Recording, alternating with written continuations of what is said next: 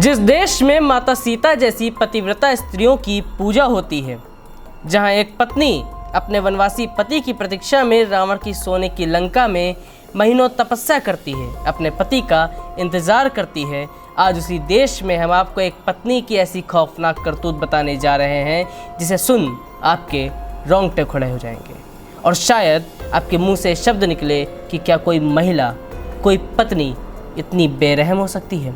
नमस्कार, आप देख रहे हैं इंडिया और मैं हूं दीपक वर्मा। यूपी के मेरठ की एक कहानी ऐसी है कि आपकी रूह कांप जाएगी। एक पत्नी के बेरहम इश्क ने उसके पति को ड्रम में सील कर दिया। जी हाँ, सील कर दिया। लाश को टुकड़ों में काट कर सीमेंट में जमा कर बंद कर दिया गया और इसके बाद बड़े ही ठाठ से पत्नी प्रेमी संग शिमला घूमने चली गई। मेरठ में ब्रह्मपुरी के इंदिरानगर फेज 2 में रहने वाला Munna Lal Indian oil company में रिटायर्ड थे। उनके बेटा सौरभ कुमार मर्चेंट नेवी में अफसर थे। साल 2016 में सौरभ ने गौरीपुरा की मुस्कान रस्तोगी से लव मैरिज की। घर वालों को शादी मंजूर नहीं थी, लेकिन सौरभ ने परिवार से बगावत कर दे ये शादी कर ली। परिवार की नाराज़गी इतनी बढ़ी कि सौरभ को घर से बेदखल कर दिया गया। तब सौरभ और मुस्कान ने इंदिरानगर में किराए का मकान लिया और अपना घर बसाया। सब कुछ ठीक ठाक चल रहा था। उनकी एक बेटी पीहू का जन्म भी हुआ। लेकिन तभी कहानी में एक ट्विस्ट आता है और ये ट्विस्ट तब आता है जब सौरभ लंदन चला गया और उसके पीछे उसकी पत्नी मुस्कान का दिल साहिल शुक्ला पर आ गया। सौरभ की पत्नी मुस्कान और साहिल के बीच पहले दोस्ती हुई और फिर दोनों एक दूसरे से प्यार करने लगे। इस बीच 26 फरवरी को सौरभ लंदन से अपनी बेटी का जन्मदिन मनाने के लिए वापस घर आता है और धूमधाम से अपनी बेटी पीहू का जन्मदिन मनाता है। लेकिन सौरभ को नहीं पता था कि इस जश्न के पीछे एक साजिश का साया मंडरा रहा था। सौरभ को जब मुस्कान और साहिल के अफेयर की भनक लगी तो दोनों पति पत्नी के बीच विवाद होता है और सौरभ उन दोनों के बीच में एक दीवार बनकर खड़ा हो जाता है। लेकिन मुस्कान ने इस दीवार को गिराने की ठान ली और 4 मार्च को अपने पति का खेल खत्म कर दिया। मुस्कान ने अपने प्रेमी साहिल शुक्ला के साथ मिलकर सौरभ की बेरहमी से हत्या कर दी।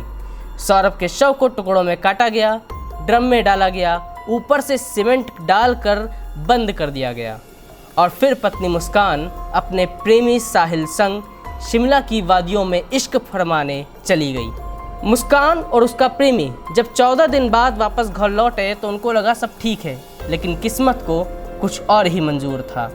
मुस्कान और साहिल के सामने एक दिक्कत खड़ी हो गई। सौरभ के बैंक खाते में 6 लाख रुपए थे, लेकिन वे निकाल नहीं पा रहे थे।